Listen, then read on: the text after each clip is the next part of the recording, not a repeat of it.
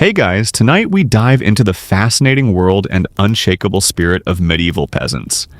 Everyday people who, against all odds, endured some of history's harshest and coldest nights. Using clever insulation hacks and relying on shared warmth through group sleeping, their lives were defined by resilience, resourcefulness, and grit. Before you settle in, make sure to hit that like button and subscribe, only if you're truly enjoying the content I share.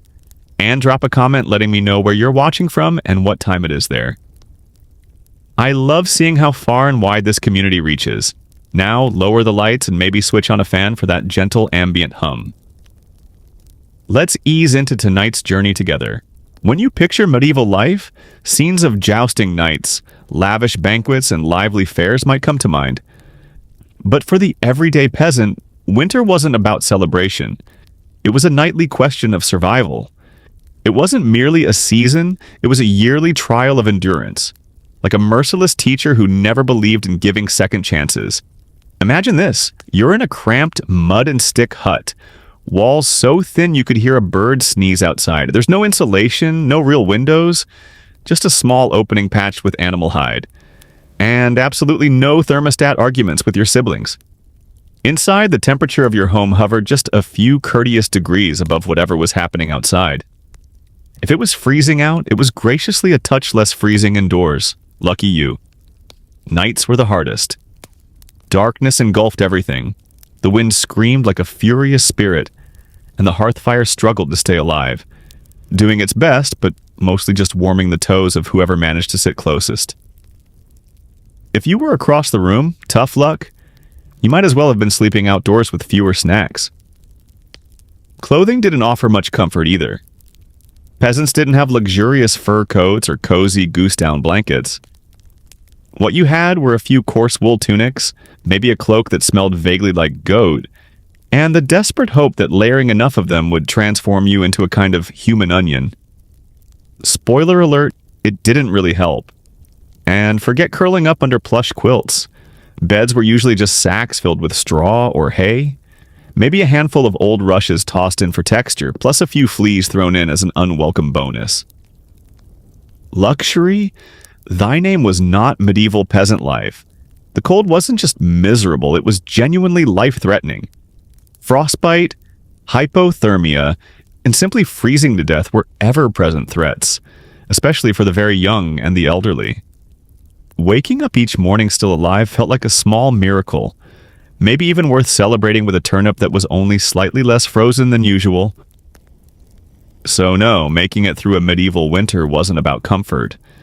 It was about clenching your jaw, layering every scrap of clothing you had, curling up next to your livestock for warmth, and hoping you didn't wake up with icicles dangling from your eyebrows. And the real ordeal, that was only just beginning. If you think your apartment is drafty because the window doesn't shut all the way, a medieval peasant would like to have a very pointed conversation with you. Their homes weren't just drafty. They were basically enthusiastic wind tunnels with a roof slapped on top. Most peasant houses were what historians delicately refer to as wattle and daub construction. In plain terms, branches woven together like a giant basket and plastered with a delightful blend of mud, straw, and yes, animal dung. Not because they were trying to be disgusting. Dung was an affordable, sticky insulator, and let's just say it was never in short supply. But no matter how carefully it was applied, those walls didn't stand a real chance against a full-blown winter storm. Cold wind crept through every gap and crevice, swirling around inside those one-room homes, determined to make sure no one ever got too cozy. Privacy? Not a chance. Warmth? Barely. Character building? Absolutely. Then there were the roofs. Those charming thatched roofs might look quaint, but after months of rain and snow, they sagged, leaked, and sometimes invited the local wildlife inside. Nothing says cozy night quite like a squirrel crash landing onto your dinner. Windows, if your home had any, were comically small and typically covered with thin animal hides or wooden shutters. Glass was such a luxury that even the local lord might only have a single tiny pane, if that. As for peasants, they were content as long as the wind didn't tear the cowhide clean off the wall during a blizzard. To make things worse, the floors were usually just packed earth. During heavy rain or snow, moisture would seep up from below, so in a way you could say they had built-in water features. Not that anyone was thrilled about it. In winter, every step inside your own home felt like slogging through a frozen swamp. Cold from beneath, above, and all around, it was a full-on three-dimensional attack on your body heat. But medieval peasants weren't complainers. They stuffed cracks with moss, plugged the worst drafts with old rags, and clustered together for warmth. Human insulation at its peak. A mix of ingenuity, grit, and maybe a little sheep grease rubbed into the walls was often the thin line between survival and turning into a medieval popsicle.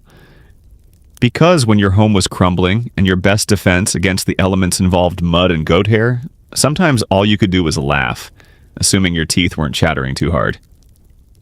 And just in case the freezing air wasn't miserable enough, medieval peasants also had to contend with a silent threat creeping up from the ground below. The frozen ground itself was the hidden menace. Floors weren't true floors, they were just slightly more level bits of earth within your home. If luck was on your side, someone might have scattered some straw or old rushes to give the illusion of comfort. But don't be fooled. You were resting one tired, uninsulated spine away from the icy, unyielding dirt. And that cold? It never let up. It crept up from the ground like a sinister little ghost, slithering through the straw, into your bones, and right into your soul. Drop something on the floor during a winter night? Congrats! It was now officially part of the permafrost. Medieval peasants did what they could to wage war against this relentless chill. One tactic was to layer thick mats of straw across the floor, if you could afford it. Or more realistically, if you managed to borrow enough from a neighbor's field without being noticed, you might just create a decent insulating layer. But straw didn't stay fluffy for long. It flattened quickly, turned moldy even quicker, and added a lovely crunchy soundtrack to your already uncomfortable nights. Some households opted for dried rushes layered over the dirt instead. Rather than removing the old ones, they'd just toss fresh rushes on top every so often. Over time, this created a curious ecosystem of decaying plant matter, fleas, and whatever mystery critters decided to take up residence. Think of it as medieval carpet padding. If your carpet was alive, a little soggy, and smelled vaguely like a wet dog. Beds, if you were lucky enough to have one, didn't offer much relief. They were typically simple wooden frames stuffed with, you guessed it, more straw or hay. Forget plush mattresses. These were lumpy, scratchy, and constantly shifting, offering little defense against the chill seeping up from the ground. Tossing and turning wasn't about finding a comfy spot. It was a clumsy, restless shuffle to keep your blood circulating and prevent one side of your body from going numb with cold. The reality is, medieval peasants didn't defeat the frozen ground. They just figured out how to endure life uncomfortably above it. A good night's sleep wasn't measured by dreams or softness, but by whether you woke up with all your toes intact. And if you managed that, well, you were already ahead of the game. It crept up from the ground like a sinister little ghost, slithering through the straw into your bones and right into your soul. Drop something on the floor during a winter night? Congrats! It was now officially part of the permafrost. Medieval peasants did what they could to wage war against this relentless chill. One tactic was to layer thick mats of straw across the floor, if you could afford it. Or more realistically, if you managed to borrow enough from a neighbor's field without being noticed, you might just create a decent insulating layer. But straw didn't stay fluffy for long. It flattened quickly, turned moldy even quicker, and added a lovely crunchy soundtrack to your already uncomfortable nights. Some households opted for dried rushes layered over the dirt instead. Rather than removing the old ones, they'd just toss fresh rushes on top every so often. Over time, this created a curious ecosystem of decaying plant matter, fleas, and whatever mystery critters decided to take up residence. Think of it as medieval carpet padding. If your carpet was alive, a little soggy, and smelled vaguely like a wet dog. Fleas, lice, and other delightful little creatures loved straw bedding nearly as much as the peasants did. If you woke up scratching more than you actually slept, congratulations. You were getting the full, authentic medieval experience. But for all their discomfort, these humble beds were vital. That scratchy pile of straw offered a crucial layer of insulation between your body and the icy ground below, and huddling together on top of those straw piles created pockets of shared warmth. Medieval central heating at its finest. So the next time you stretch out on your soft, supportive mattress, just imagine a medieval peasant smirking at you through a mouthful of missing teeth, whispering from the past, "Must be nice." Because when your home's made of sticks, mud, and sheer determination, winter breezes aren't just annoying, they're a full-on existential threat. They were personal attacks.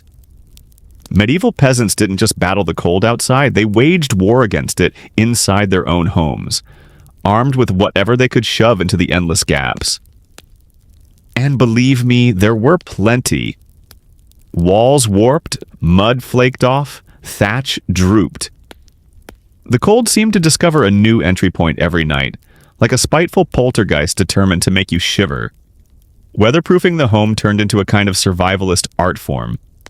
Peasants filled cracks with moss, straw, old fabric scraps, bundles of dried grass, and even animal hair. Basically, if it was soft, squishy, or remotely insulating, it got stuffed into a crevice. The truly dedicated even smeared on extra layers of mud and dung over their walls each winter, like a DIY insulation project, with a distinct aroma. Picture yourself out in the freezing cold, smearing icy manure onto your house and muttering, "This is fine. This is luxury." And honestly, in its own way, it was. Roof leaks were yet another front in the winter war. Thatch was cheap and easy to find, but after a few rounds of rain and snow, it stopped pretending to be waterproof. Peasants patched up the gaps with old rags, bundles of reeds, or, in moments of true desperation, chunks of turf swiped from the nearest field. Every house ended up looking like a slightly defeated patchwork quilt, one stitched together by someone who clearly gave up halfway through. Doors and windows, if you had them, were luxuries in themselves. But even then, they were usually just rough wooden planks, held together by iron nails and pure stubborn will. Window openings were often covered with animal hides or heavy cloth soaked in animal fat, not only to block out the worst of the drafts, but also to fill the room with the delightful scent of mystery meat.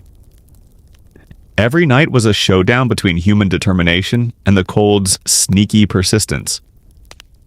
One moment you felt warm, and the next a rogue draft found the one spot you missed, smacking you awake like a frosty slap from doom itself.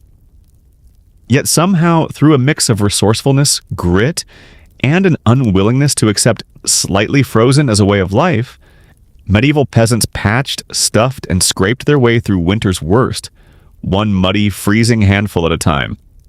When the cold bit so hard it kept you from sleeping, medieval peasants had a workaround. Don't even bother pretending everyone could sleep at the same time. Instead, they came up with a survival tactic that would impress even a modern military strategist: sleeping in shifts. It wasn't a formal system with whistles or roll calls, just a practical rhythm born out of necessity. It was simpler and far more desperate. Half the household stayed awake, feeding the fire and stuffing gaps against the cold, while the other half huddled under threadbare blankets and straw, hoping to snatch a few hours of half-frozen sleep. The fire couldn't be left alone. It demanded constant care. If it burned out, relighting it was about as easy as convincing a stubborn donkey to perform ballet. So, someone always had to be on ember duty. And since nobody wanted to leave their barely warm cocoon once they'd settled in, families took turns. You'd catch a few hours of sleep, get elbowed awake, then shuffle over to the hearth to poke, prod, and mutter at the fire. Careful not to trip over a goat in the process. The rotation wasn't glamorous. No night vision goggles, no midnight snacks, and definitely no snooze button. Just stiff joints, drooping eyelids, and a simmering grudge against whoever was snoring the loudest while you were on duty. Kids old enough to hold a stick were drafted in early, quickly learning that in winter, everyone did their part, or froze trying. Grandparents often lingered by the fire longer, not just for their wisdom, but because getting down and back up again with aching joints was basically an Olympic event. And when it was finally your turn to sleep, good luck. Between people shuffling around, animals rustling, wind slapping the walls, and the occasional jab from a sibling who rolled over too aggressively, uninterrupted rest was a rare blessing. Still, despite the fatigue, the system worked. Sleeping in shifts meant there was always someone awake, groggy, cold, and mildly annoyed, ready to keep the fire from fading and the household from freezing. The embers stayed alive, and because of that, so did the family. So the next time you grumble about getting up to adjust the thermostat, or let the cat out, spare a thought for the medieval peasant, hunched over a smoldering hearth at 3 a.m., wondering if toes were truly essential, because when it's cold enough to think about how you're breathing just to survive, comfort isn't the goal, endurance is. Medieval peasants didn't just fight off the cold with layers, fires, and crowded sleeping piles. They adapted their very breathing to survive the night. The issue was straightforward. Deep, open-mouthed breaths dragged freezing air directly into your lungs. And in a world where pneumonia could end your story faster than you could whisper a Hail Mary, that was a risk no one could afford. So, peasants mastered what you could call survival breathing. Instead of gulping down air like they'd just sprinted uphill, they kept their breaths slow, shallow, and crucially through the nose. The goal was simple. Let the air warm slightly on the way in, giving their lungs a fighting chance against the bitter cold. It wasn't a perfect solution, but it beat coughing yourself into the grave by mid-February. Take one wrong gulp of icy air, and congratulations, you'd earned yourself a week of soul-shaking coughs, no doctor in sight, and grandma hovering with hot onion tea and some aggressively sincere prayers. Some folks even pulled parts of their cloaks, shawls, or rags over their faces while sleeping, creating a rough but effective barrier to warm their breath and keep the chill at bay. Of course, that also meant waking up with a damp, slightly soggy patch of fabric stuck to your face. But hey, it was still better than freezing from the inside out. Kids learned these tricks early. Parents would sternly warn them against panting like dogs indoors during winter, knowing that even breath control could be the difference between staying healthy and getting dangerously sick. And honestly, with strict breathing lessons, scratchy wool layers, and a front row seat to a goat's digestive symphony, medieval childhood winters built character like nothing else. At night, buried in straw bedding, under a heap of cloaks, nestled beside a gently steaming cow, breathing wasn't just survival, it was an art form. Slow, steady, through the nose and as minimal as possible, like some bleak medieval version of a yoga retreat, just with more frostbite and zero inspirational quotes.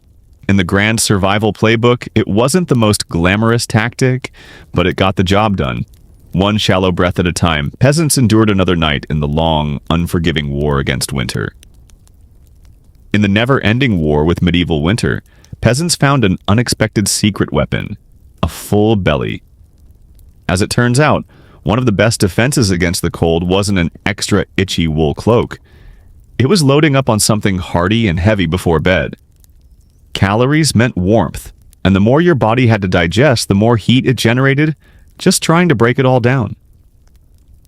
It's basic medieval thermodynamics. Eat a heavy meal, fire up your internal furnace, and maybe, just maybe, make it to morning without becoming a peasant-shaped popsicle. So what did they load up on before facing a long, freezing night? Think thick, hearty stews, brimming with root vegetables like turnips, onions, and parsnips. Simple, dense, and designed to stick to your ribs. Grains were absolute lifesavers. Oat porridge, barley gruel, or thick, chewy rye bread were staples. And if luck was on your side, maybe after a feast day or a neighbor's successful slaughter, you might score a chunk of salted pork or a sliver of dried sausage tossed into the pot. This wasn't comfort food in the Instagrammable sense. No delicate plating, no artisanal garnishes, Just one big, vaguely brown mound of food meant to sit in your stomach like a friendly brick, radiating warmth as it slowly burned through the night. It wasn't just about eating a lot, it was about eating smart. The key was foods that took longer to digest, offering a slow, steady stream of internal heat to help fend off the cold. Fatty foods were especially valued, not just for their high energy content, but because fat burns slower than lean meat, keeping you warmer longer. A belly full of stew, coarse bread, and a slightly questionable amount of lard? That was peak medieval winter luxury. Parents didn't mess around. Every child ate heartily no matter what. If little Thomas didn't like turnips, too bad. Warmth trumped preferences. You ate the turnips, or you spent the night shivering and dreaming about how good those turnips would have been. Harsh but effective. Classic medieval parenting. Of course, loading up on heavy food before bed had its downsides. Sure, you stayed warmer, but you also risked a night full of vivid, strange dreams, courtesy of a stomach heroically trying to digest half a garden's worth of cabbage. Was it worth it? Without question. Because at the end of the day, peasants weren't chasing a Michelin star, they were chasing survival. And if that meant going to bed full, bloated, and breathing carefully through your nose beside a gently steaming cow, then so be it. Just another night in the relentless mission to witness one more frosty sunrise. Long before electric blankets and a fancy heated mattress pads, medieval peasants had to invent clever ways to stay warm at night. Enter the humble hay box and the surprisingly glamorous heated stone, two of winter's unsung heroes. Let's start with the hay box. Sure, it sounds rustic, and it absolutely was, but the concept was pure genius. Back then, peasants used a strong wooden box filled with hay to keep their cooked food warm for hours. Whether it was leftover stew or hot porridge, they'd place it in the hay-lined box, cover it, and it would stay hot long enough for a late-night meal. No need to relight the fire. Basically, an early version of a slow cooker. But food wasn't the only thing peasants used hay to insulate. They figured if it could hold the heat from a pot of stew, it could do the same for something even hotter. Rocks. Thus began the age of the heated stone. Before bedtime, typically the unlucky child who lost the nightly debate would toss a flat stone straight into the blazing hearth. Once the stone was heated to the brink of being untouchable, right on that edge between cozy and third-degree burn, it would be pulled from the fire with a stick or a pair of worn-out tongs. Still radiating comforting heat, it'd be wrapped in rags, bundled in an old cloth or placed inside a clay jar, then tucked beneath the hay in the mattress or down at the foot of the bed. A medieval heating pad, prepped to fend off the chill of a frozen earth. But it came with its hazards. Fail to wrap the stone well enough? Congrats, you just started a small, concentrated house fire. And if it slipped from your grip and landed on your foot, let's just say, not all winter injuries came from icy roads. But when it all went smoothly, that stone delivered lasting, comforting heat for hours. It wasn't exactly high-end living, but in a drafty, half-frozen hut, luxury meant not waking up with icicles on your nose. In the rugged toolkit of medieval winter survival, a hot stone buried in hay might not seem impressive. But for peasants desperate to hold on to any scrap of warmth, it was nothing short of a small miracle. In a medieval peasant's home, the hearth wasn't just for cooking, it was almost like another member of the family. A moody, smoky, occasionally stubborn one? Yes, but absolutely vital for getting through the night. When it came to sleeping, the closer you were to the fire, the better your chances of waking up without being frozen stiff. That meant sleeping spots weren't chosen for comfort. They were assigned based on strategy. The sick, the elderly, and babies got first pick of the warmest space. From there, parents, older children, and the hardier adults spread out like layers of human insulation. Landing a spot near the hearth wasn't just a gesture of kindness. It was a matter of survival. It was survival math, plain and simple. Babies were delicate heat sources, and elders held the family's hard-earned wisdom, not to mention the juiciest gossip. So keeping them warm was a top priority. But snuggling up to the fire wasn't all cozy comfort. Get too close and you might wake up with singed hair or a cloak that smelled a little too much like smoke. Too far from the hearth, and you might as well have been sleeping in an ice chest. It was a careful balancing act, close enough to soak up the fire's heat, but not so close that you ended up looking like a charred dinner. And the fire wasn't exactly generous with its warmth. It mainly toasted whoever was parked right in front of it. The rest scrambled for a slice of that narrow beam of heat, like chilled lizards vying for the only patch of sunlight. If you managed to fall asleep facing the fire, one side of your body might bask in glorious warmth, while the other froze stiff enough to knock on. And you weren't the only one angling for heat. Pets and livestock wanted in too. A dog might wedge itself between you and the flames, its tail flicking dangerously close to catching fire. Chickens sometimes balanced on hearthstones, clucking softly through the night like little feathered sentinels guarding the warmth. Each crackle of the logs, each flicker of ember was a quiet reassurance. You're still here, still warm, for now. So the peasants slipped into uneasy sleep, soothed by the fire's soft pops and hisses, their breath curling into faint clouds in the cold air, just outside the fire's delicate glow. It wasn't perfect or even comfortable, but it was life, held together by a thread of glowing coals and a stubborn will to stay warm. In medieval times, braving winter alone was a quick path to becoming a very fashionable ice sculpture by January. Survival wasn't just a job for the family, it was a whole village effort. It was noisy, chaotic, and caked in mud, but everyone's warmth and life hinged on collective effort.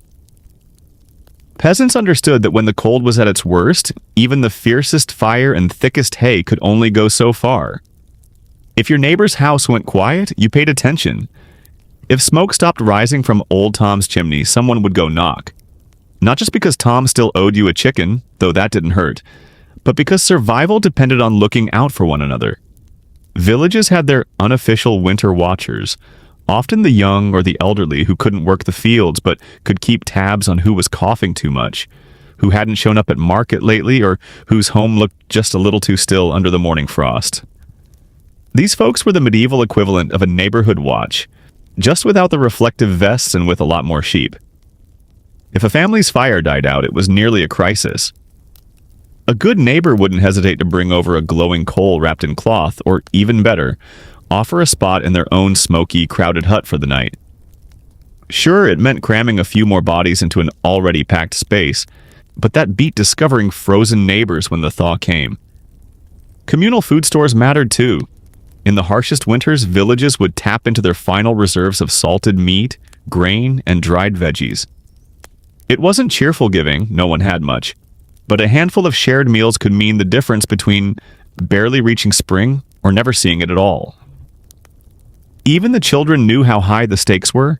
They carried firewood, shared glowing embers, and dashed between homes with urgent messages when help was needed.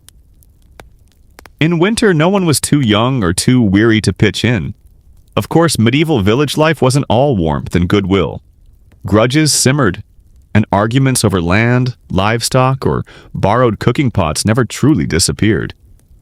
But when the nights turned bitter and dangerous, old grudges were often set aside without a word. After all, even a rival was worth saving, because tomorrow, it might be you who needed help. In winter's freezing grip, the village transformed into one big, stubborn family. Sometimes chaotic, often amusing, but always fiercely committed to surviving together. One muddy boot, one glowing ember, one frost-bitten grin at a time. When medieval peasants faced the brutal cold of winter, they didn't just layer on cloaks or feed the fire. They prayed. A lot. Because when the wind screamed like wolves beyond your paper-thin walls and the hearth dimmed to a sulky glow, you wanted every bit of help you could get, including a little favor from above. Back then, faith wasn't reserved for Sundays. It was stitched into every frosty breath. Before bundling up in straw and scratchy wool, families knelt together whispering quick prayers for a steady flame, a solid roof, and warm toes by morning. Saints weren't just distant, holy icons. They became familiar protectors in the long, freezing dark. They were the first line of defense against winter's bite. Semblé, for example, was invoked to guard against throat illnesses. Not a small worry when a single gulp of icy air could leave you hacking like death itself. And St. Nicholas? Long before he became the merry gift-giver of legend, he was the go-to protector of homes, teetering on the edge during those harsh, hungry months. Superstitions clung tightly to everyday survival. Some families would sprinkle holy water near the hearth before bed, hoping to ward off evil spirits, or at the very least keep sneaky drafts at bay. Others marked their doorways with blessed chalk after certain feast days, silently asking for warmth and fortune to step through. Even candles had their part to play. Special vigil candles, often blessed by the village priest or the holiest old woman around, were left burning through the night, a trembling flame begging for protection from the cold that scraped at the walls. And of course, no winter prayer was complete without a few desperate bargains. Dear Lord, just get us through this night, and I promise I'll be nicer to my neighbor, even the one who keeps swiping our turnips. Faith wasn't some distant, abstract comfort. It was an urgent, everyday plea.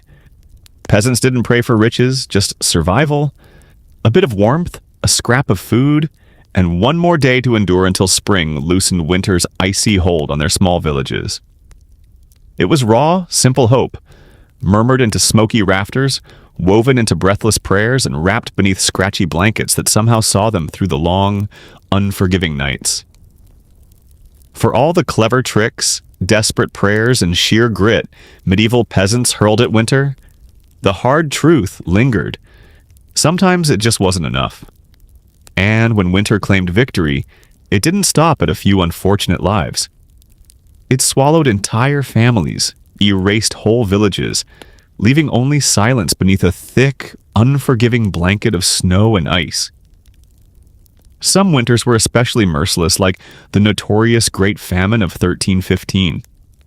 Relentless rains ruined the crops, livestock withered, and the plunging temperatures turned an already harsh life into a drawn-out catastrophe. Desperation ran so deep that people were said to chew on shoe leather, strip bark from trees for food, and in the darkest, most harrowing whispers, resort to eating one another. Letting the fire die out wasn't just a hardship, it could be a death sentence. Without even the hearth's faint warmth, families would curl up together one last time, hoping body heat might be enough. Come spring, neighbors sometimes found entire households frozen in place, still clinging to each other in a final, silent effort to share a little warmth until the very end. Homes could quite literally buckle under winter's weight, crushed by heavy snow or shattered by relentless ice storms. A roof collapsing in the dead of night wasn't just disastrous, it was often deadly. And even if you managed to claw your way through waist-deep snow to seek shelter, there was no certainty of refuge, especially if your neighbors were already hanging on by a thread themselves. Disease thrived in the cold. Hunger wore down the body's defenses, and the cramped, smoky huts became perfect incubators for pneumonia, bronchitis, and other deadly illnesses. A cough in December could quietly become a burial by January. And then there was frostbite, the silent destroyer. Fingers, toes, even ears would blacken and die, still clinging to the living body they no longer served. Some villagers made it through winter missing parts of themselves. A hand, a foot, a few fingers. A grim badge of survival that silently declared, "I lived, but winter claimed its toll." Yet the most chilling part wasn't the loss, it was how ordinary it became.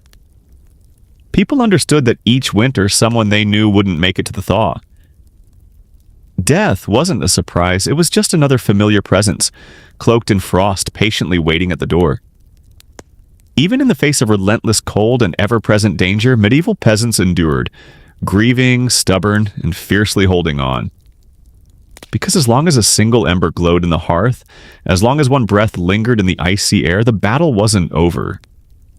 When we look back at these mud-covered, frost-bitten survivors of countless winters, it's easy to focus only on the suffering, the blistered hands, the numb feet, the smoke-filled homes.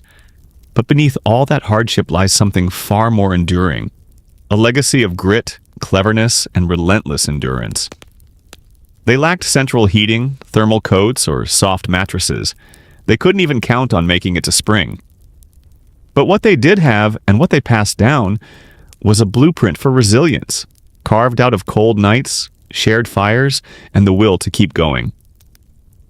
Every hay-stuffed mattress, every carefully banked fire, every gap in the wall packed with moss was proof of human ingenuity under pressure. When faced with overwhelming odds, they didn't give in to despair. They adapted. They listened to the land, leaned on one another, and carried forward the hard-earned wisdom etched into them by each relentless winter. Their communities rested on more than just shared fields. They were rooted in shared survival. They passed down the knowledge of how to care for the sick, pool food when supplies ran thin, and believed that saving a freezing neighbor today meant someone might save you tomorrow.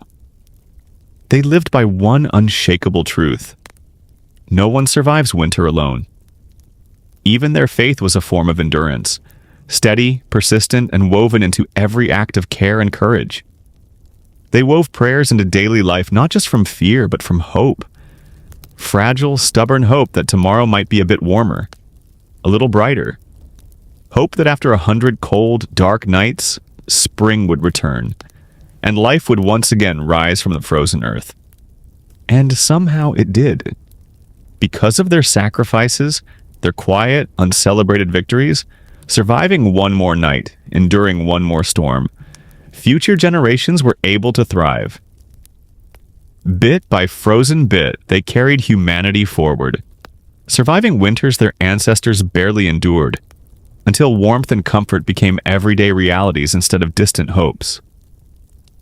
Their blood, their labor, their ingenuity are quietly stitched into the fabric of our modern lives.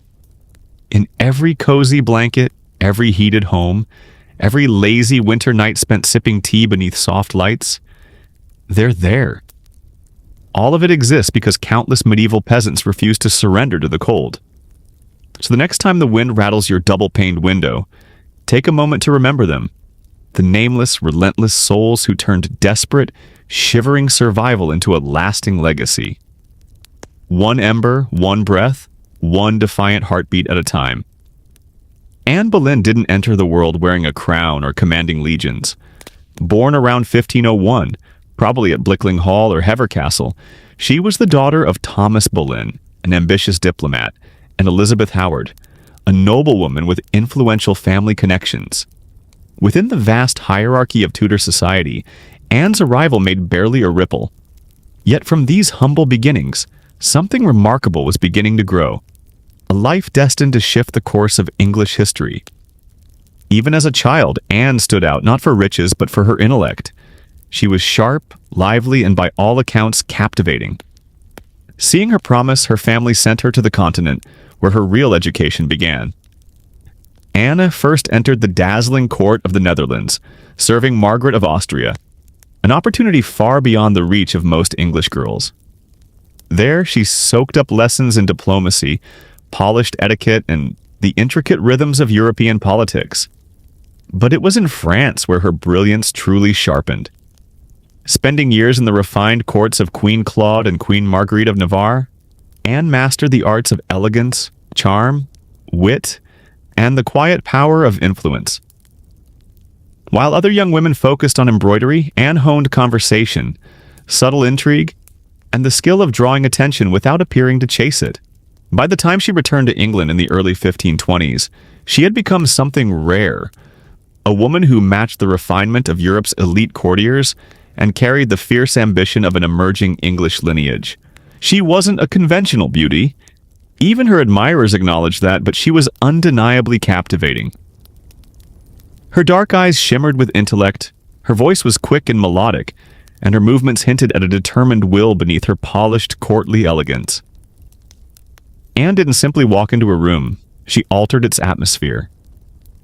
In an era when a woman's future was often predetermined by birth or marriage, Anne had no intention of fading quietly into the background.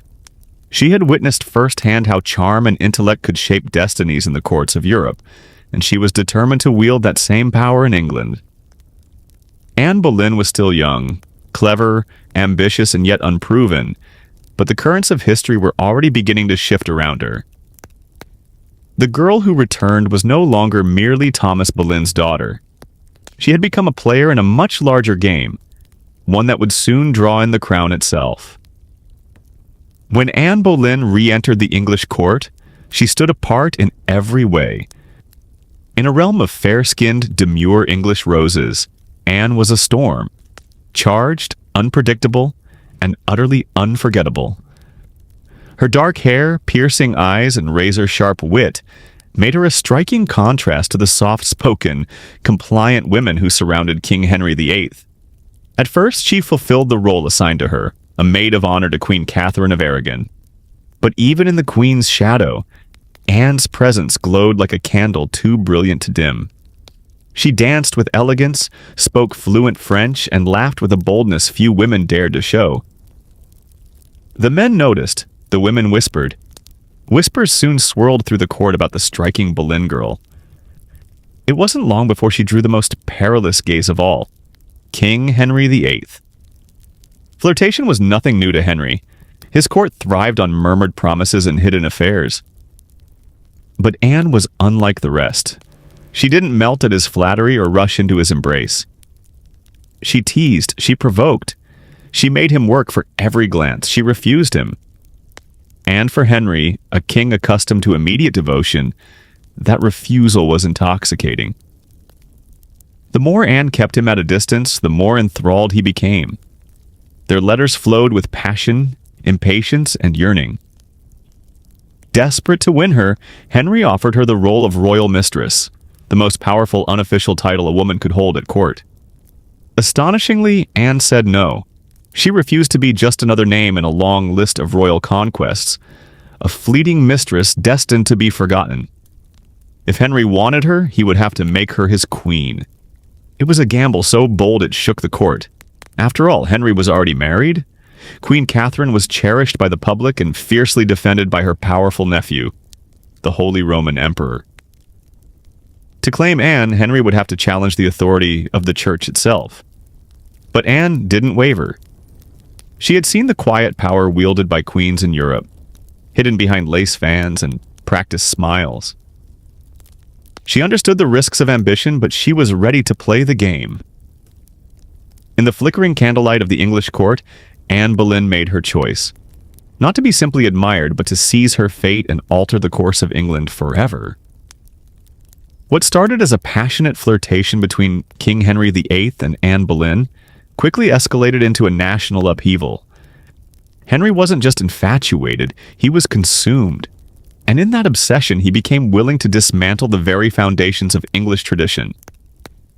There was just one major obstacle to marrying Anne. He was already wed to Queen Catherine of Aragon.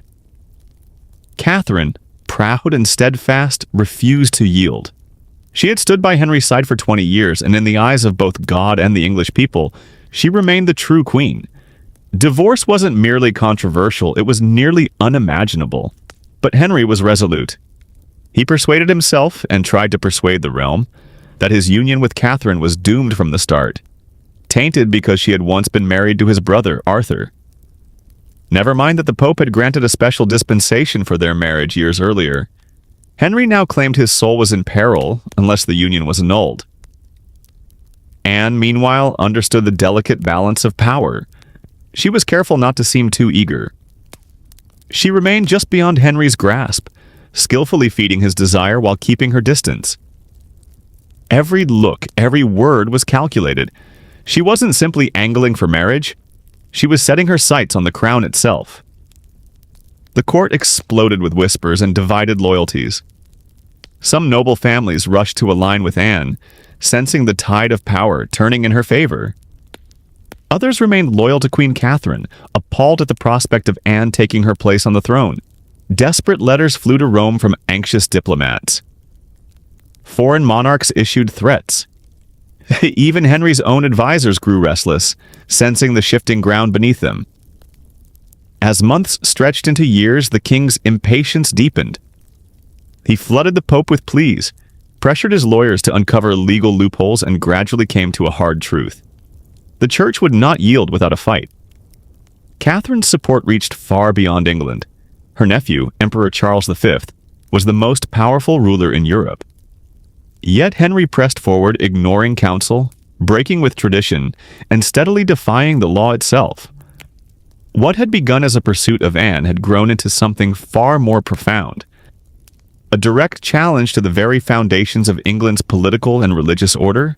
Anne wasn't merely winning a king's affection. She was pulling an entire nation into unfamiliar and perilous territory. A high-stakes game was underway, and retreat was no longer an option. After nearly 7 years of tense maneuvering, scandal, and international turmoil, Anne Boleyn's bold wager finally succeeded.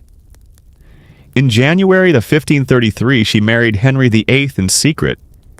It was a daring step, especially since Henry was still officially married to Catherine of Aragon in the eyes of the Pope and much of Europe. Yet by June, Anne was crowned Queen of England in a grand ceremony at Westminster Abbey. It should have been the pinnacle of her triumph, but the mood was far from jubilant. The people of London looked on with guarded, skeptical eyes, uncertain of the woman who had turned their kingdom upside down.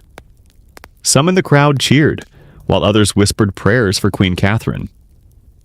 Many questioned whether this new queen, with her French polish and bold presence, was a gift or an omen. Anne stepped into queenship not with widespread adoration, but like a tempest. Where Catherine had represented the familiar virtues of humility and devotion, Anne was radiant, unorthodox, and astutely political. She dressed in vivid colors, ruled the court with piercing intellect, and accumulated powerful enemies almost overnight. Though crowned, her position was anything but stable. Everything hinged on one critical expectation: giving Henry a male heir. Anne understood this all too well. She was no longer just the king's beloved. She was now the queen, under immense pressure to secure the Tudor legacy. She had become the vessel of dynastic hope. In the early months of her pregnancy, Anne and Henry were jubilant, convinced a male heir was on the way. But in September 1533, Anne gave birth to a daughter, Elizabeth. To her credit, Anne bore the disappointment with dignity, assuring all that a son would follow soon. Henry, however, was visibly shaken. His frustrations simmered beneath the surface, the pressure for a male heir now heavier than ever. His gaze, once filled with devotion, began to waver with uncertainty. Yet for a while, Anne's star blazed with intensity. She transformed the English court in her likeness, lifting her family to newfound prominence and becoming the first queen in English history to be anointed with the sacred oil traditionally reserved for kings. Her influence reached far and wide. Foreign ambassadors vied for her favor. Courtiers realigned allegiances to stay in her good graces. Under Anne's rising influence, Henry took the unprecedented step of severing ties with Rome, establishing the Church of England with himself as its head, all to ensure that Anne's crown was beyond dispute. Yet even at the height of her power, shadows began to form on the horizon. Friends began to whisper in corners. Enemies lingered at the edges, watching and waiting, and Henry, ever capricious, was already casting his gaze beyond the dazzling woman who had upended a kingdom for him.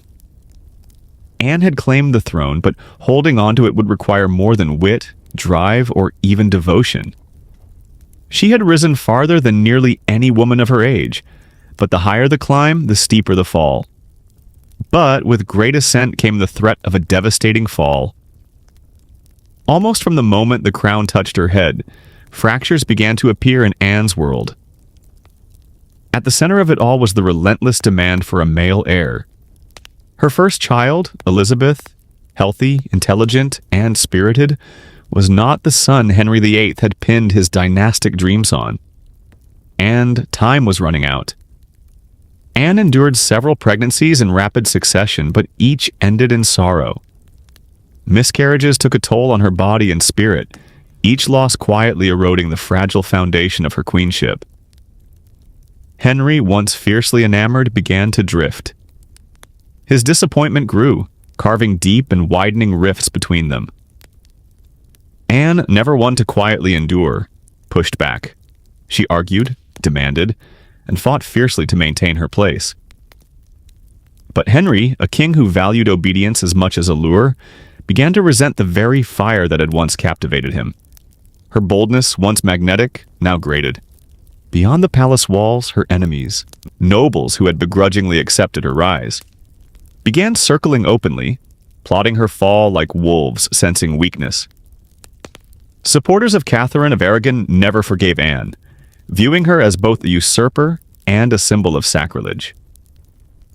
Among the common people, whispers turned to open resentment, blaming her for the break with Rome and the harsh reforms that followed.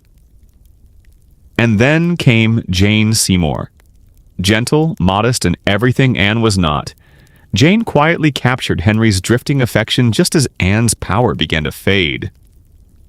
Where Anne had captivated Henry with wit and fire, Jane offered calm obedience and gentle reassurance. It was a perilous change, and Anne, always astute, recognized it all too clearly. She fought to hold her ground, showering Henry with affection, vowing future sons, pleading for time. But the king, ever restless, had already started envisioning a future without the woman he had once defied a continent to possess. Anne's political enemies, including Thomas Cromwell, once a crucial ally, felt the shifting winds and moved swiftly.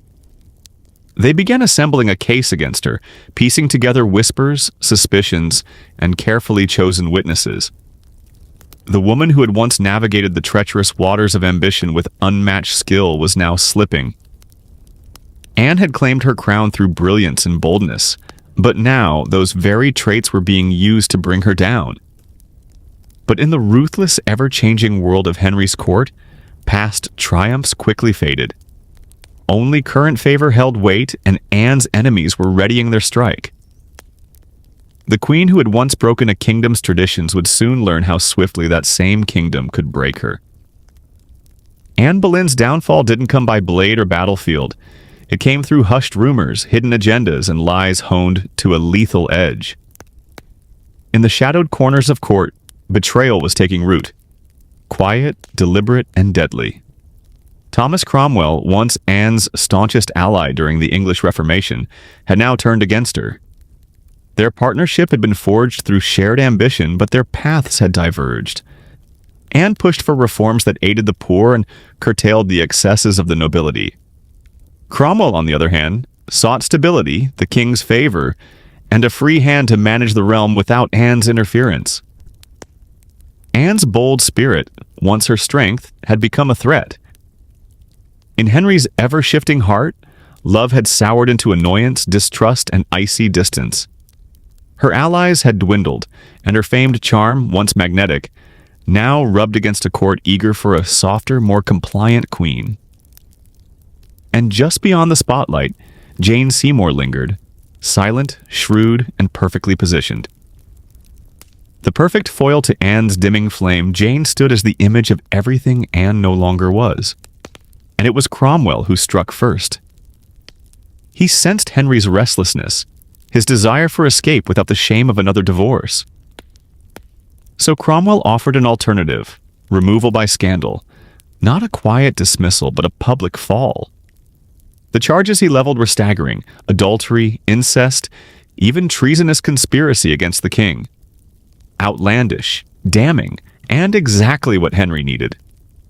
Anne, the proud, sharp-witted queen, who had once reshaped the monarchy, was now cast as a seductress, a traitor, a danger to the very throne she had helped transform. Cromwell moved methodically, collecting so-called evidence, extracting confessions through torture, and turning harmless courtly banter into accusations of treason. Several men were seized, including Anne's own brother, George Boleyn. The charges were tangled and implausible, but in Henry's court, logic was no shield. The accusations were riddled with contradictions, full of dates and details that didn't add up. But in Henry's court, truth bent to the king's will. Anne, realizing the walls were closing in, fought with all she had. She pleaded with Henry's memory, reminded him of the love that had once defied a kingdom, but it was in vain. The man who had once upended an empire for her now wouldn't even meet her gaze. In May 1536, Anne was arrested and escorted to the Tower of London. As the heavy gates closed behind her, the truth settled in. She was no longer a queen, but a prisoner. A pawn caught in the ruthless game she had once played with brilliance and daring. Betrayal had claimed the board. And now, alone within the cold stone walls of the tower, Anne Boleyn waited for the final move. Anne Boleyn stood before the tribunal in the great hall of the Tower of London, her gaze steady as she faced a panel of nobles, men who, ironically, owed much of their power and prestige to her ascent. Now they sat as her judges, detached and unflinching, ready to erase the woman who had once reshaped the future of England. The accusations were staggering. Adultery with several men, including her brother George Boleyn, high treason, and conspiracy against the king himself. In another world, such charges against a reigning queen would have been unimaginable. But here, they were pure theater. A dark pageant crafted to give Henry VIII exactly what he desired. Anne's fall cloaked in the illusion of justice. Yet even in the face of this betrayal, Anne defended herself with the same fierce intelligence and spirit that had once captivated the king. She refuted each charge with sharp intellect, calm precision, and a steadiness that even her enemies hadn't expected. She reminded them that she had been anointed with holy oil, crowned not just by a king, but by divine right. She spoke of her loyalty, her sacrifices, her love for Henry and for England. But none of it mattered. The verdict had been decided long before she ever stood trial. The outcome had been sealed long before Anne ever stepped into the courtroom. The trial was a carefully staged performance, a public dismantling of a woman once thought untouchable. One by one, witnesses took the stand, many pressured or paid, offering testimony laced with contradiction. Dates clashed, locations didn't align, and the so-called evidence was weak when it existed at all. Yet the spectacle continued, because the truth was never the point, but truth no longer mattered. Anne was declared guilty. Her brother George, along with the other accused men, was condemned to die. Anne herself was sentenced to beheading. A rare mercy spared the brutal traitor's death of hanging, drawing, and quartering. When the verdict was announced, she did not collapse. She stood tall, her face pale but composed, her spirit unbowed even in the face of ruin. But truth no longer mattered. Anne was declared guilty. Her brother George, along with the other accused men, was condemned to die. Anne herself was sentenced to beheading. A rare mercy spared the brutal traitor's death of hanging, drawing, and quartering. When the verdict was announced, she did not collapse. She stood tall, her face pale but composed, her spirit unbowed even in the face of ruin.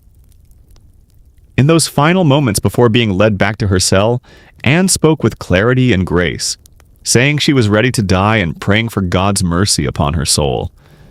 As the heavy doors of the hall closed behind her, the court collectively exhaled. The storm that had been Anne, brilliant, bold, and unforgettable, was nearly spent. But even then, they failed to see the truth. They were not erasing Anne Boleyn. They were etching her into history through betrayal, tragedy, and legend. After the trial, she was taken back to the Tower of London, not as the radiant queen who had once reshaped a kingdom, but as a condemned woman, waiting in silence for the blade. Yet even with death approaching, Anne refused to break. In the cold, echoing chambers of the tower, she readied herself with dignity. She spent long hours in prayer, kneeling on the hard stone, hands clasped, voice unwavering. She confessed to nothing because in her heart she believed she was guilty of nothing. "I am not afraid to die," she said, only that her death might bring peace to the realm, and perhaps mercy for her young daughter, Elizabeth. Her loyal ladies-in-waiting wept quietly, their grief heavy and helpless. But it was Anne who offered them comfort. At times she even joked, darkly, sharply, that history would remember her as the queen who lost her head. In that grim humor flickered the same fierce spark that had once captivated a king and unsettled a kingdom. Henry VIII, for his part, remained silent. No pardon came, no final gesture of mercy. Henry had already shifted his focus to Jane Seymour. Even before Anne's execution was officially scheduled, he was making plans to wed again. For Anne, this ultimate betrayal, from the man who had once shattered a kingdom to win her, must have pierced deeper than any accusation. On May 18, 1536, she was informed that she would die the next morning. That night, sleep came only in fleeting moments, if at all. Instead of rest, Anne spent her final hours in prayer, seeking forgiveness for those who had betrayed her, and perhaps for herself, for the ambition and pride that had helped shape her fate. In a final gesture of royal mercy, Henry arranged for a skilled French swordsman to carry out the execution, swift, precise, and less savage than the traditional axe. It was a small mercy, granted perhaps more to ease the king's conscience than to comfort Anne. At dawn, she dressed with deliberate care for her final moment. She chose a dark gray damask gown trimmed with fur, with a deep crimson kirtle beneath, colors that spoke of solemn dignity and quiet sacrifice. She pinned up her dark hair and covered it with a plain cap, prepared to meet the sword with the same grace that had once commanded a kingdom. As the cold morning mist drifted over the courtyard stones, Anne Boleyn, queen, mother, survivor, and fierce spirit, stepped forward. There were no tears, no pleas, only a final display of courage before the eyes of history. Her life was ending, but her legend was only beginning. On the morning of May 19, 1536, a quiet crowd assembled, courtiers, guards, a handful of solemn witnesses, as if even the tower's ancient stones held their breath. Anne stood tall, her gray gown stirring gently in the crisp morning air. She looked slighter than she had at court, her face pale but composed. There were no outbursts, no tears. If anything, she met death with the same fierce dignity that had once brought a kingdom to its knees. She spoke only briefly, each word chosen with care. She did not accuse, nor did she protest her innocence. Instead, she prayed for the king's health and long reign, the very man who had cast her aside. In those final breaths, Anne gave not a confession, but forgiveness. Her composure left even the most hardened onlookers in awe. Then, the French executioner, brought from Calais for his precision and speed, stepped forward to do what he had come to do. Anne knelt upright, hands folded in prayer, her gaze lifted calmly toward the sky. A small white cloth was tied over her eyes. She did not flinch. The sword moved once, silent, precise, and just like that, Anne Boleyn, queen, mother, and maker of history, was gone. Her body was buried hastily in an unmarked grave within the tower grounds, placed in an old arrow chest, the only container available because no coffin had been prepared. A queen once crowned in gold was left to disappear without ceremony. Yet Anne's story did not end in that cold, unmarked grave. Her daughter Elizabeth, the child whose birth had once brought bitter disappointment, would rise to become one of the most legendary monarchs in English history. Elizabeth I, the Virgin Queen, whose reign would usher in a golden age of art, power, and global influence, carried forward the legacy of the mother who had dared to challenge a kingdom. A queen who inherited her mother's fierce spirit, keen intellect, and unwavering resolve. Anne Boleyn forever altered the course of English history. Her ambition helped spark the break from Rome and the creation of the Church of England. Her downfall proved that even queens could be discarded. Yet through her daughter, through Elizabeth, Anne's legacy burned brighter than any crown she ever wore in life. In the end, Anne Boleyn achieved a form of immortality, not by surviving, but through the profound mark she left on history. Nearly 2.5 centuries later, by the early 1770s, a different storm was brewing across the Atlantic. The American colonies simmered like a pot, left too long on the boil. What had once been a loyal bond with Britain, the revered mother country, had curdled into resentment, distrust, and rising anger. And contrary to popular myth, it hadn't all started with tea. Years before tea would become a symbol, the Stamp Act had already ignited colonial outrage, taxing everything from newspapers to playing cards.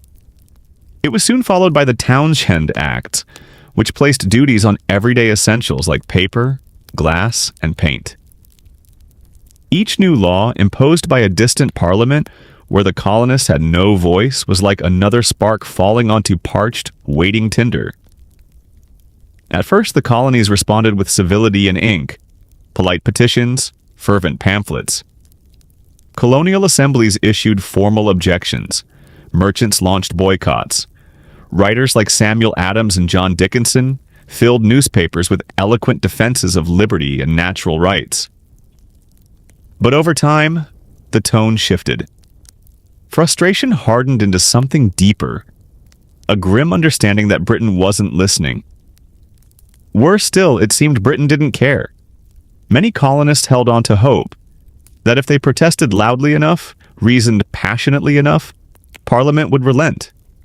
And sometimes it worked. The Stamp Act was famously repealed after fierce outcry from the colonies, but each small triumph was quickly followed by new laws, fresh taxes, and deeper affronts. It became clear that the conflict wasn't truly about money. It never truly was about the money. By British standards, the taxes were relatively minor. What enraged the colonists was the principle behind them. They were being taxed without their consent, treated not as citizens with rights, but as subjects of a distant empire, ruled more like assets than allies. And at the center of this growing defiance stood Boston, the fiery pulse of colonial resistance. The Sons of Liberty, a secretive, impassioned group of rebels, grew louder, bolder, and more organized. Then in 1770, tension turned to bloodshed when British soldiers fired into a crowd of unarmed civilians in the event that would be seared into memory as the Boston Massacre. The cobblestones were stained red, and any remaining trust had vanished. By 1773, the colonies stood on the brink, angry, wounded, and ready to break.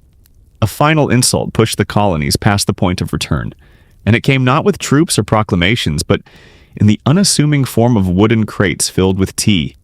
The colonists didn't yet realize it, but the night that tea drifted in the icy waters of Boston Harbor would mark a turning point in world history. In 1773, Parliament made a grave miscalculation. Thinking the American colonies would welcome cheaper tea, Parliament passed the Tea Act, meant to rescue the faltering British East India Company and, just as importantly, reassert Britain's authority to tax the colonies. On paper, it seemed like a win-win. The act let the company bypass colonial merchants and sell tea directly to consumers, lowering prices and offering what had once been a luxury at a discount, just a few pennies cheaper per pound. What could possibly go wrong? Everything. Because the issue was never about the price of tea. It was about the principle behind it. The Tea Act kept the deeply resented tax in place. Buying the tea, even at a discount, meant accepting Parliament's claim to tax the colonies without their consent. And for many Americans, that was simply unthinkable. It felt like a surrender, an abandonment of the liberties colonists had been defending for over a decade. News of the Tea Act swept through the colonies like wildfire. Merchants were outraged, seeing their businesses threatened by a powerful monopoly that could undercut and destroy local trade. Patriots saw something even darker, a clear signal that the Crown still believed it could act without consent, impose its will unchecked, and treat the colonies as subjects, not equals. In Boston, the backlash was immediate and intense. A city still haunted by the bloodshed of the Boston Massacre and battered by years of economic strain, Bostonians saw the Tea Act clearly for what it was: a trap wrapped in the illusion of a good deal. Rejecting the tea became more than protest. It became a matter of principle, a badge of commitment to the cause of liberty. Public meetings grew larger and louder. Newspapers flared with impassioned rhetoric, fueling the fire that was rapidly consuming the city's patience. Groups like the Sons of Liberty, led by Samuel Adams and others, rallied support, and organized sweeping boycotts. They vowed that no tea from the East India Company would be unloaded, sold, or consumed on American soil. Across the colonies, resistance surged. Ships bearing the disputed cargo were met with defiance and turned away from ports, from New York to Charleston. The message was unmistakable. The colonies would not bow. The tension was suffocating. Everyone knew a single spark would ignite it, and history would be forever changed. With the British tea ships anchored defiantly in Boston Harbor, the city became a powder keg. Each day without resolution wound the city tighter, the pressure mounting. Boston wasn't merely resisting anymore, it was preparing to erupt. It was preparing for a fight. In taverns, churches, and bustling public squares, furious colonists argued over their next move.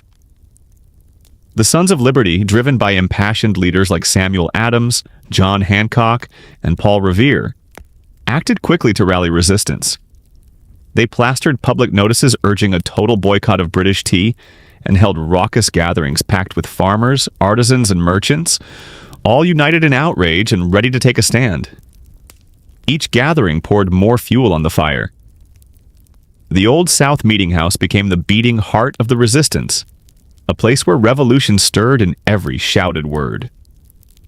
Thousands packed into the wooden hall, breath misting in the cold air, voices raised in defiance. It was here that resolutions were passed, impassioned speeches rang out, and tempers flared. With every vote against unloading the tea, another blow was struck against British rule. Although Bostonians stood in solidarity, time was running out. British law required that imported items like tea be offloaded and taxed within 20 days. If the ship stayed past the deadline, customs would confiscate the cargo and enforce tax collection. The Sons of Liberty knew that if the tax was paid, even with objections, their core principle would be compromised. The issue had grown beyond just tea. It was now about whether the colonies would accept being ruled without rights or rise to defend their future. At the same time, Massachusetts Royal Governor Thomas Hutchinson remained firm.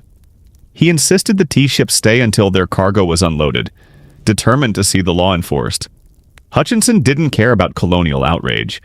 To him, giving in would signal that mobs, not the crown, held power in the colonies. The tension in Boston became impossible to ignore. Everyone, men, women, and children, knew something was about to happen. There was a chill in the air, that piercing stillness just before a storm breaks, when the world seems to pause. Just one spark was all it would take to set everything ablaze. And in the dense streets and restless hearts of Boston, a quiet resolve was forming, a plan destined to reverberate across continents and kingdoms. December 16th, 1773 broke over the city in a gray, bitter chill, with Boston teetering on the brink of history. For nearly 3 weeks, the tea ships had waited in the harbor like silent, loaded weapons. The final day had come. British law required that the tea be offloaded, and the tax paid within 20 days of a ship's arrival. If not, customs officials had the authority to seize the cargo, and British troops could be summoned to uphold the law. Everyone was aware of it. Everyone understood the gravity of the moment. If the tea was brought ashore, the principal would be forfeited. Allowing it, even once, would unravel the colonists' cause, their stand for rights and liberty. That morning, thousands of Bostonians and neighboring colonists crowded into the Old South Meeting House, the biggest building in the city. Many had trekked miles through the frozen countryside just to be part of it. The crowd was so dense that men overflowed into the streets, trying to catch the fiery speeches echoing from within. Samuel Adams, the unyielding voice of resistance, led the assembly. One by one, speakers rose to condemn the Tea Act, to rail against oppression, to call for bold steps forward. Yet beneath the defiant words, a cloud of uncertainty still lingered. How could they act without plunging into full-scale war? How could they halt the tea without inviting fierce retribution? As the afternoon unfolded, riders arrived with grim updates. Governor Thomas Hutchinson would not yield. The ships would stay until their cargo was unloaded. The tea would be confiscated, the tax enforced, the king's law upheld. The crowd roared with anger. The walls of the meeting house seemed to tremble under the weight of the crowd's fury. Yet Samuel Adams remained composed as he delivered the words that ended all debate. "This meeting can do nothing more to save the country." A quiet sentence, but its meaning was unmistakable. The time for petitions had passed. There would be no more compromises. Action was imminent. Outside, a piercing war whoop broke through the fading light, the signal. Men moved swiftly, darkening their faces with soot, wrapping themselves in blankets and feathers in rough imitation of Mohawk warriors. It wasn't meant to deceive. It was meant to send a message. Bold, unmistakable, and impossible to ignore. The deadline had come and gone.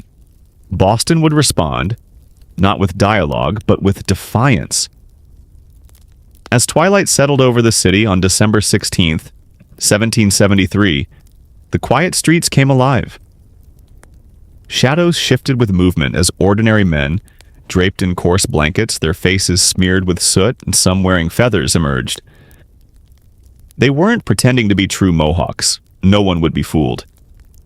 Their disguise was a symbol, an act of casting off their old selves to rise as something bold and unyielding. In groups, they moved toward Griffin's Wharf, where the 3 tea ships, the Dartmouth, the Eleanor, and the Beaver, waited in silence.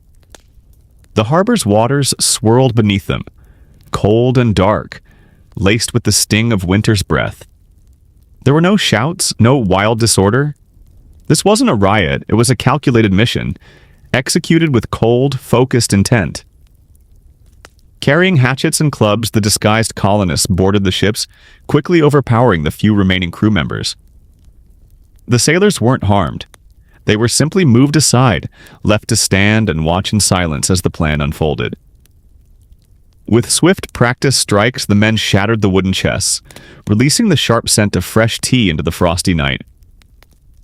One by one, crates were hauled overboard, the heavy splashes ringing out over the quiet harbor. Chest after chest, 342 in all, was smashed and tossed until the dark waters churned with thousands of pounds of soaked tea leaves.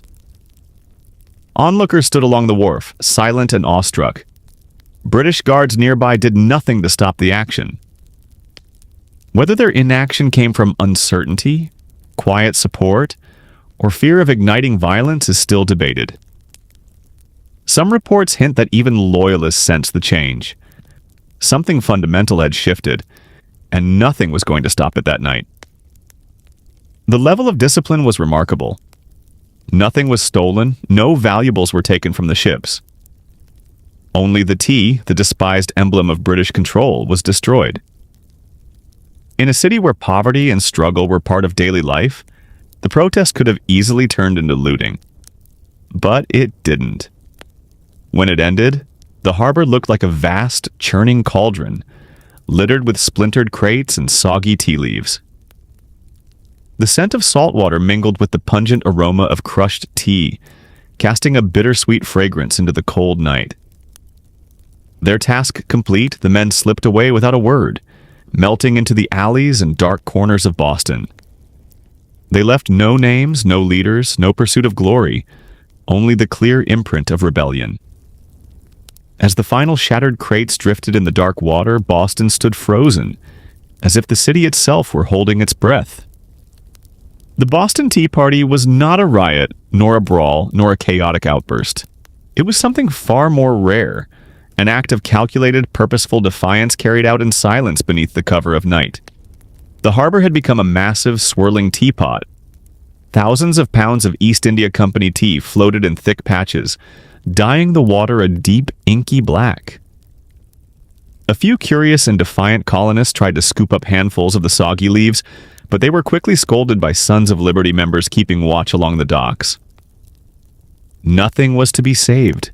No one would gain from what had been done that night. It was all about principle, clear and unwavering. When Boston awoke the next morning, the scent of briny tea still clung to the air. News spread rapidly, through whispered conversations, handwritten letters, and printed broadsheets.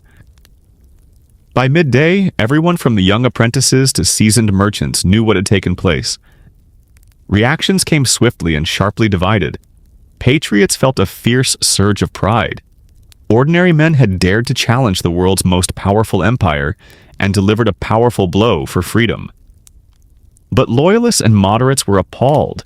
To them, it was reckless destruction, a dangerous provocation.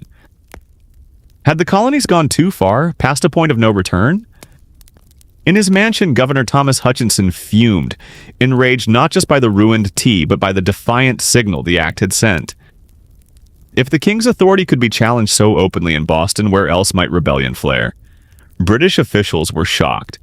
They had anticipated protests, boycotts, perhaps another riot like those during the Stamp Act unrest. What they hadn't foreseen was a coordinated, disciplined group of rebels methodically destroying tens of thousands of pounds of royal property without breaking a single window. The captains of the Dartmouth, the Eleanor, and the Beaver stood by, powerless as their cargo vanished into the harbor. On paper, the night's loss was recorded at over 10,000 pounds, a staggering sum. But the true cost wasn't in pounds or destroyed tea. It was a loss counted in trust, in allegiance, in the crumbling illusion that Britain still governed her colonies with their consent. As the tea sank, something far greater surfaced, a shared, unshakable truth. The era of peaceful protest was fading. A confrontation loomed, and Boston stood prepared. When news of the Boston Tea Party crossed the Atlantic and reached London, the response was immediate and enraged. To British leaders, this was no mere protest. It was outright rebellion, a bold and mocking defiance of royal authority that demanded a response. When King George III received the news, his fury was said to turn his mood to ice.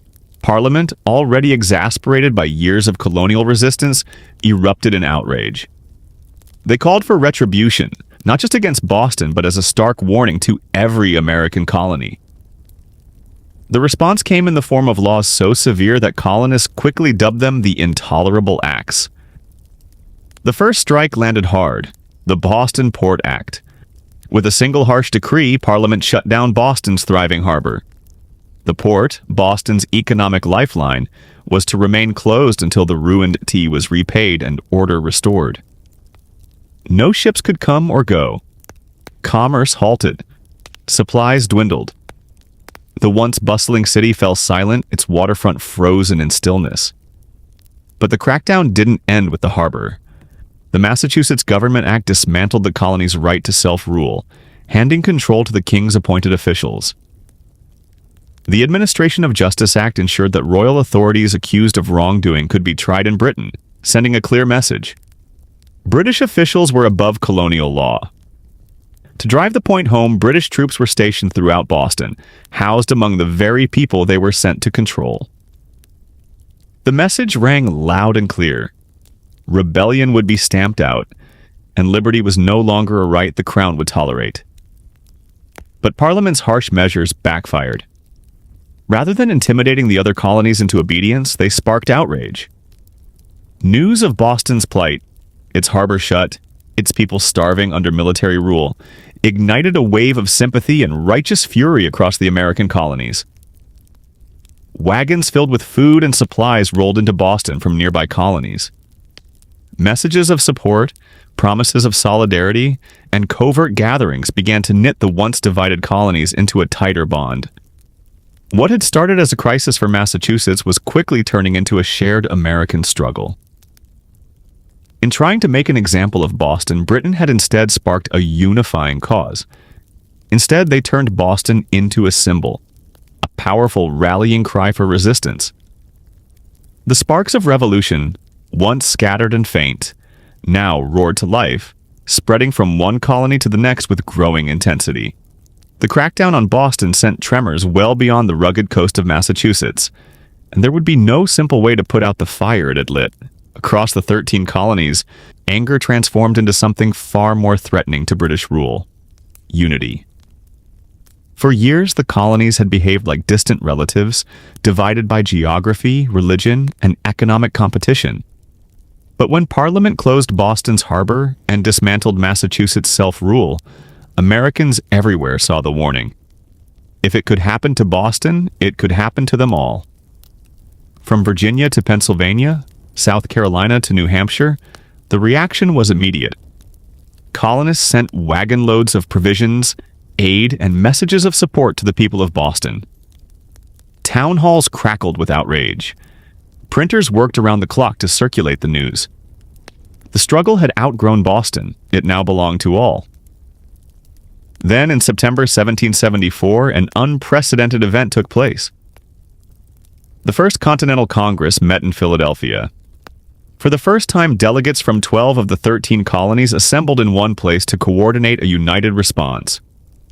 Leaders like George Washington, Patrick Henry, John Adams, and Samuel Adams, previously known mostly within their regions, stood side by side as the builders of a growing movement.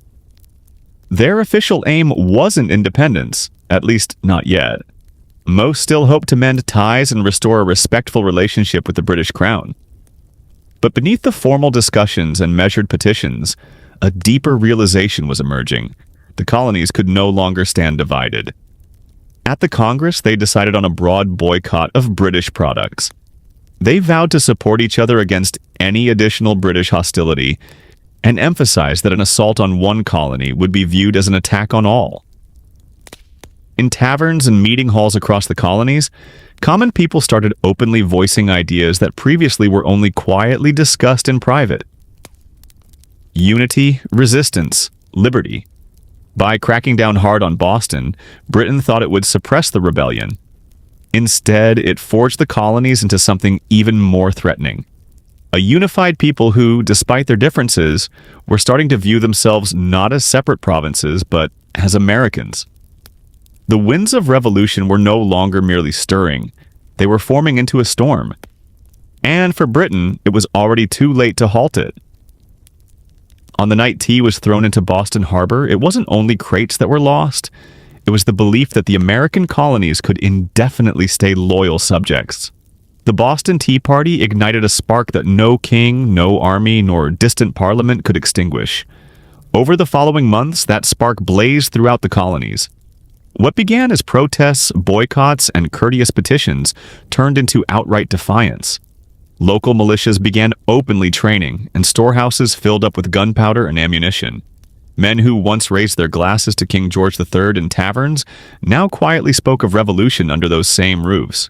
Boston turned into a symbol of sacrifice, bruised but not beaten.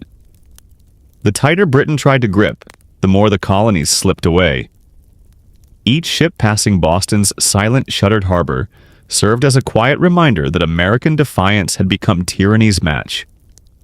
When Parliament enacted the Intolerable Acts, they meant to punish Boston severely and frighten the other colonies into obedience. Instead, they turned Boston into a martyr city, a symbol of defiance. From Georgia to New Hampshire, colonists recognized their destinies were interconnected. Resistance had moved beyond tea. It had become about survival, identity, and freedom. By spring 1775, tensions boiled over near Boston. In the villages of Lexington and Concord, British soldiers sent to seize colonial weapons instead faced armed farmers. Ordinary men prepared to defend their rights with muskets. The first shots of the American Revolution echoed, tracing directly back to the moment when men chose principle over profit and dumped a fortune in tea into the harbor. The Boston Tea Party demonstrated that revolution doesn't always arrive with fanfare and flags. Sometimes it begins quietly with a small band of determined individuals standing firm in the cold, choosing defiance over fear. By dumping the tea, the colonists weren't merely opposing taxes, they were rejecting an entire empire. And though the path ahead would be bloody, harsh, and uncertain, one truth became clear that night in Boston Harbor. The American colonies had ceased to be loyal subjects. They had become something new, something threatening. They were revolutionaries, and they were only beginning. Long before the towering pyramids of Gaza, before the bustling cities of Mesopotamia, before Stonehenge loomed against the sky, there was Corral. Tucked away in the arid valleys of coastal Peru, Corral rose in quiet grandeur nearly 5,000 years ago, then slipped into near total obscurity, buried by sands and lost to history. For centuries, the world remained unaware of its existence. The super valley where Corral once flourished appears, at first glance, an unlikely spot for civilization to emerge. The land is dry and barren, with the river barely a thin silver line threading through rocks and dust. To most, it seemed inhospitable, an area forsaken by life. Yet it was here, in the midst of desolation, that one of humanity's earliest great cities emerged. Corral was more than just scattered huts or a temporary trading hub. It was a carefully planned city stretching across 150 acres, featuring pyramids, plazas, residential areas, and ceremonial sites. It possessed scale, purpose, and vision. A sophisticated society flourishing centuries before the Egyptians started building their own pyramids. The people of Corral accomplished this without the wheel, without writing, and without metal tools. They constructed massive stone and earth structures relying solely on ingenuity, collective effort, and the sheer force of human determination. For thousands of years, Corral's existence stayed hidden. Even when travelers came upon the unusual weathered mounds scattered across the valley, they assumed they were natural formations, just hills shaped by desert winds. No one suspected that beneath the sand rested one of the world's oldest cities, predating even the civilizations that history books had long hailed as the earliest. It wasn't until the late 20th century that archaeologists, led by Ruth Shady, uncovered the truth. What they discovered buried in the dust of ages would rewrite the history of the Americas and compel the world to rethink what it believed about the origins of civilization itself. Corral had risen, thrived, and declined in complete obscurity. Now, after thousands of years of silence, its stones are speaking once more, telling of a peaceful, intelligent people who created a world of complexity and marvel in a land where life seemed nearly impossible. And this was just the start of their story. At first sight, the Supe Valley appears to be a place where life would struggle to survive. Harsh winds blow across vast expanses of sand and rock. The sun shines relentlessly, drying the soil and turning the land into cracked, fragile sheets. Water is limited, with the river winding thinly, struggling to survive. To the untrained eye, it appears a wasteland, barren, empty, and abandoned by the gods. But the people of Corral perceived something else. They didn't see a desert to fear. Instead, they saw a blank canvas to shape. They understood the river, modest as it was, as the lifeblood of potential. With patience, creativity, and relentless determination, they transformed this harsh land into a flourishing oasis of life and culture. Their initial triumph was agriculture. They mastered controlling the river's seasonal floods by constructing simple yet clever irrigation systems that directed water throughout the valley. Where others saw only sand and dust, they nurtured green shoots of hope: cotton, beans, squash, guava, and sweet potatoes. Cotton especially became their prized resource, spun into fishing nets and fabrics, driving trade with coastal villages and forging connections that reached far beyond their desert homeland. But cultivating crops was just one aspect of their expertise. The people of Corral realized that surviving in the desert meant finding balance. They cooperated with nature rather than fighting it.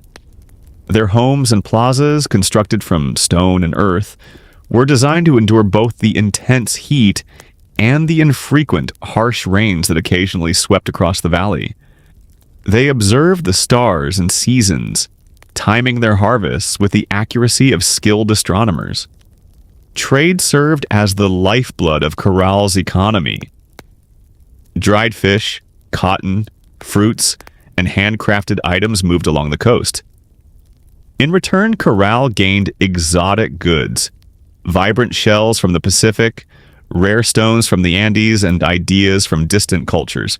They were far from isolated. They were connected. In a land where survival appeared impossible, Corral prospered through intelligence, innovation, and cooperation. They didn't overpower the desert with force. They worked alongside it, understanding its rhythms, respecting its power, and creating a society that was more than just functional. It was extraordinary. Against all odds, Corral flourished into a beacon of civilization. and it was just beginning to emerge. Rising from the desert like ancient sentinels, the pyramids of Caral challenge everything we believed about early civilization in the Americas. These were not simple, crude constructions made by primitive hands. They were vast, purposeful architectural feats crafted by a people with vision, organization, and ambition. The city's centerpiece was the Great Pyramid, the largest of Caral's monumental buildings. It spanned over 450 feet long and rose nearly 60 feet above the desert floor. A remarkable engineering achievement comparable to the early wonders of the ancient world. Constructed from stone, mud, and woven reed bags packed with rocks, the pyramid was built not only to endure the harsh climate, but also to resist the powerful earthquakes that sometimes shook the region. And endure it did, standing quietly against wind and time for almost 5,000 years. But Caral's pyramids were not tombs. Unlike Egypt's vast burial complexes, Caral's pyramids had a different role. They were hubs of ceremony, authority, and community life. Temples and gathering places sat atop them, reached by wide, graceful staircases. Fires once burned atop these platforms, and rituals were performed beneath the endless Peruvian sky. At the base of the pyramids, vast sunken circular plazas stretched out, inviting thousands to assemble for religious ceremonies, political gatherings, and communal celebrations. The layout of Caral's city reflected a society that valued community and order, a people closely linked to each other and to the cosmos. Surrounding the pyramids, smaller residential complexes spread out, probably housing priests, administrators, artisans, and farmers. The pyramids appear to have been deliberately positioned, aligned with celestial events, sunrises, solstices, and the movements of the stars. For the people of Caral, architecture was more than mere practicality. It was spiritual, mathematical, and cosmic. Walking among these ancient stones today, it's nearly impossible not to feel a profound awe. These structures were built without metal tools, without the wheel, and without beasts of burden. Yet they rose with symmetry, grandeur, and astonishing precision. The Great Pyramids of Caral were not constructed for vanity or warfare. They were created to link earth and sky, community and cosmos, humanity and eternity. Even now they whisper across the sands, sharing a story that refuses to fade away.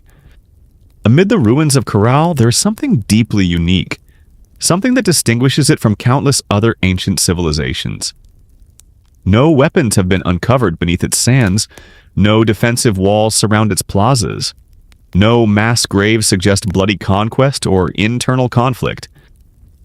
Unlike kingdoms that rose and fell by war, Caral was a society founded on peace. This revelation defies expectations. Here was a civilization that thrived not through violence, but through cooperation, trade, and shared values. The people of Caral appear to have focused their efforts not on armies or fortifications, but on architecture, astronomy, music, and community life. Their plazas and pyramids weren't trophies of conquest. Instead, they served as places for celebration, worship, and governance. This was a civilization that chose to unite rather than dominate, to collaborate rather than annihilate. Trade was the lifeblood of Caral's success. Cotton cultivated along the fertile riverbanks was spun into fishing nets traded with coastal communities. In return, Caral received dried fish, an essential protein source, and exotic items from distant lands. Colorful shells from the Pacific, precious stones from the highlands, and rare tropical fruits from faraway valleys. This extensive trade network wove the region together, connecting distant communities into a peaceful web of mutual benefit. At the heart of it all, Caral flourished as a cultural and economic center. Religious and ceremonial life was crucial in sustaining social harmony. The city's grand public spaces and sunken plazas likely hosted rituals that brought people together under common spiritual beliefs. Music echoed through these gatherings. Flutes carved from condor bones and drums made from deer hides created soundscapes that resonated across the desert, connecting individual lives to something larger. Leadership seemed to depend less on military power and more on spiritual authority and civic organization. The city's leaders likely managed massive construction efforts, seasonal farming schedules, and intricate trade arrangements, all achieved without the brutal marks of war. In an ancient world so often shaped by conflict, Corral stands as a remarkable exception, a reminder that civilization doesn't have to be built on the suffering of the defeated. Instead, it can be created through the quiet strength of cooperation, creativity, and trust. At Corral, the stones still seem to resonate with echoes of a long-lost world. It wasn't merely a city of buildings and trade, it was alive with sound, ceremony, and spiritual rhythm. Music and ritual were woven into the very pulse of Corral's civilization. Archaeologists carefully excavating the dry sands uncovered a treasure trove of ancient instruments. Flutes made from condor and pelican bones, whistles carved from deer antlers, and small drums stretched with animal hides. These artifacts were far from simple toys. They were carefully crafted and tuned to specific notes meant to carry sound across the city's wide-open plazas. In a world without written language, music became the language of the soul. Imagine it. The deep beat of drums rising at dusk, flutes wailing like the desert wind, and feet stamping on sunken plazas as hundreds gathered beneath the fading light. Fires would crackle atop the pyramid platforms, while priests clad in elaborate woven garments chanted to the gods of the river, earth, and stars. In those moments, Corral was more than a city, it was a symphony. The very design of Corral indicates that ritual life lay at its heart. The grand plazas were far from just empty spaces. They served as stages for communal ceremonies, thoughtfully designed to bring people together. The sunken circular courts functioned like ancient amphitheaters, directing sound and sight toward the rituals at their centers. And towering above them all, the pyramids stood, not as tombs, but as sacred mountains crafted by human hands, connecting earth and sky. Rituals probably celebrated the changing seasons, planting and harvest cycles, and the movements of the stars. Music wasn't merely entertainment. It was a bridge connecting people, nature, and the divine, linking the known with mysteries beyond. There were no violent murals, no fearsome war gods, and no bloodthirsty sacrifices. In Corral, the spiritual world appears to have been one of harmony, celebration, and reverence. Even now, when the desert wind whistles through the ruins, you can almost hear the faint echoes of ancient music, the forgotten songs of a people who discovered beauty, meaning, and connection amid the harsh, endless sands. Corral was more than just a center of music, trade, and ritual. It stood as an engineering marvel, a testament to human creativity in one of Earth's harshest environments. Without metal tools, the wheel, or draft animals, the people of Corral crafted a city of stone and earth that has lasted nearly 5,000 years. Their accomplishments were truly remarkable. Massive pyramids emerged from the desert floor, built not from small, fragile bricks, but from huge stones hauled across the arid valley. Workers moved these rocks using reed bags, ingenious baskets woven from riverbank plants strong enough to carry heavy loads. Layer by layer, they carefully constructed, stacking stones and filling the interiors with rubble to create buildings that could endure both time and nature's fury. They understood nature well. Corral sits in an area prone to powerful earthquakes, yet their pyramids and plazas remained mostly intact. How? They mastered earthquake-resistant architecture. Builders employed flexible construction methods, layered fillings, broad foundations, and rounded corners that enabled their monuments to absorb and disperse seismic energy. This engineering wasn't learned from textbooks, but came from a deep understanding of the earth itself. Water management was another quiet success. Even in the desert, the people of Corral created advanced irrigation systems. Channels and canals precisely directed river water to their fields, enabling crops to thrive even in dry seasons. No water was wasted. Every drop counted. Corral's layout also showcased brilliant urban planning. Major structures were aligned with important astronomical points, revealing a profound understanding of solar cycles. The sunken plazas, with their exact geometry, were more than just gathering spots. They served as tools for observing the heavens, enabling priests and astronomers to forecast seasons vital for survival. Even the city's layout reflected a complex society. Residential areas, administrative zones, and ceremonial centers were all arranged harmoniously, balancing communal living with sacred spaces. They built not just for the present, but for generations to come. Today, as modern engineers admire Corral's resilience, they are reminded that greatness isn't measured by technology alone. Often, the deepest wisdom comes from understanding nature's forces, working with the land rather than against it. Corral's stones have withstood storms, earthquakes, and the wear of time itself. They stand as a silent tribute to a civilization that etched their dreams into the desert sands. For centuries, Corral thrived, a beacon of peace, music, trade, and architectural brilliance in the desert. Then quietly and almost without a trace, it was abandoned. No fires signaled its downfall. No marks of conquest mar its walls. No mass graves or broken monuments reveal a tale of sudden catastrophe. Instead, Corral simply faded away. Its plazas grew empty. Its pyramids surrendered to drifting sands, its flutes and drums silenced by time. Why did they leave? That question still haunts the Soup Valley like a ghost. Some scholars think environmental change dealt the final blow. Evidence indicates that a prolonged drought may have devastated Corral's agriculture. Without the river's vital waters, crops would have dried up, and trade networks reliant on surplus cotton and food would have collapsed. The delicate balance Corral had kept with its harsh environment may have finally been disrupted beyond repair. Other theories suggest shifting trade routes. As neighboring cultures expanded and new power centers arose along the coast and inland, Corral's influence might have waned. Perhaps the goods they once provided, cotton, fish, produce, were no longer sufficient to maintain their status as a dominant city. Slowly, the lifeblood of commerce dried up. Some also speculate about internal decline.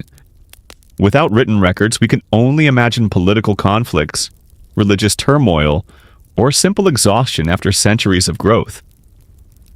Even peaceful societies can fracture under stress when survival is at risk. Whatever the reason, the abandonment appears to have been gradual, not abrupt. Families likely left one by one, searching for more fertile valleys, stronger rivers, and fresh starts. Children who once played in Corral's plazas grew up telling tales of a lost city behind them, stories that would eventually fade into legend. The desert reclaimed what people had created.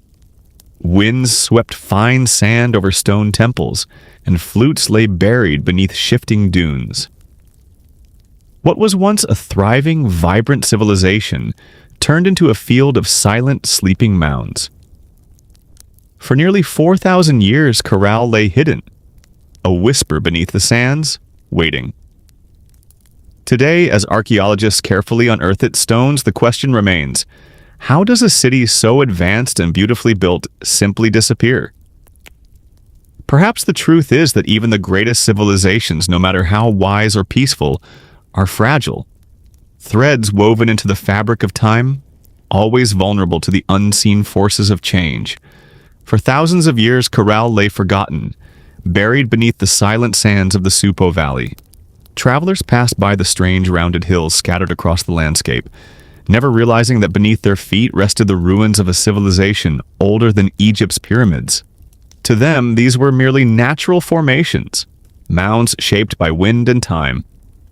It wasn't until the late 20th century that the world finally heard Corral's voice again. In the 1990s, Peruvian archaeologist Ruth Shady led a team into the Supe Valley, motivated by curiosity and a growing belief that these hills might conceal secrets yet undiscovered. What they uncovered would rewrite the history of human civilization in the Americas. Layer by painstaking layer, the sand was swept aside. Beneath it appeared walls of precisely cut stone, grand staircases, sunken plazas, pyramids.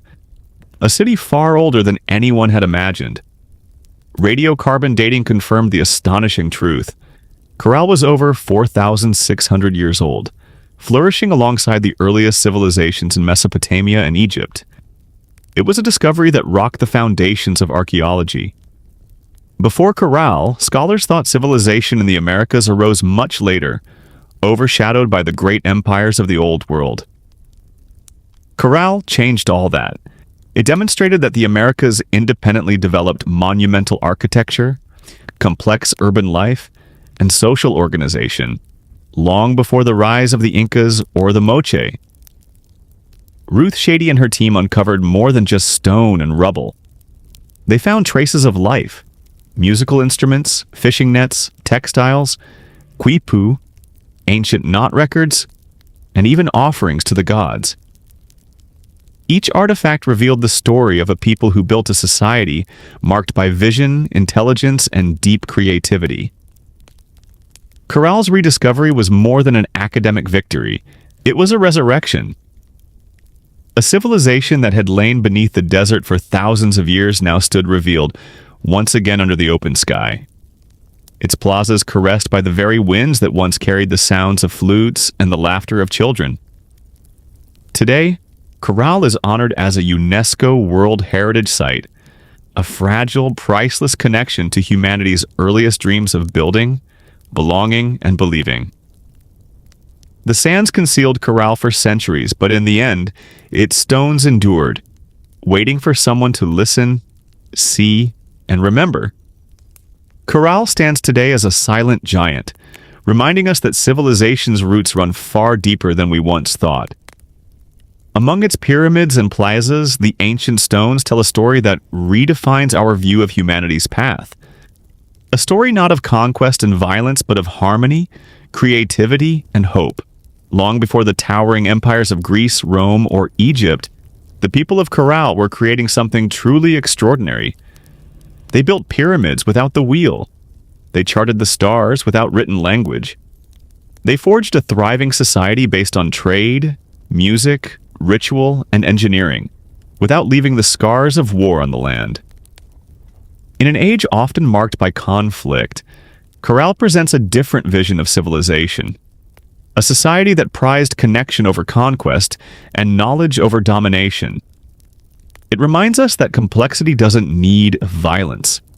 That greatness isn't measured by armies marching on battlefields, but by how communities unite to build, create, and dream. Corral's legacy extends far beyond the dry sands of the Supe Valley. It challenges the old belief that civilization had only one cradle, and that urban life and monumental architecture began solely in the Old World. Corral proves that humanity's spirit of innovation and aspiration emerged independently across many parts of the world, shaped by different hands, but fueled by the same timeless desires to endure, celebrate, and reach toward the divine. Today, walking among Corral's weathered ruins, you can almost hear it. The beat of drums, the soft call of flutes, the chatter of traders haggling in the plazas, and the laughter of children running through stone alleys beneath an endless starry sky. Their lives, dreams, and stories remain with us, carved into the very bones of the earth. Corral teaches us that even when civilizations fade, their spirit can live on. Sleeping beneath the sands, waiting to be remembered, waiting to inspire once more. In the vast timeline of human history, Corral shines not just as a relic of the past, but as a beacon for the future. A reminder that even in the harshest deserts, beneath the heaviest sands, the seeds of wonder, wisdom, and peace can take root and create a world reaching for the stars.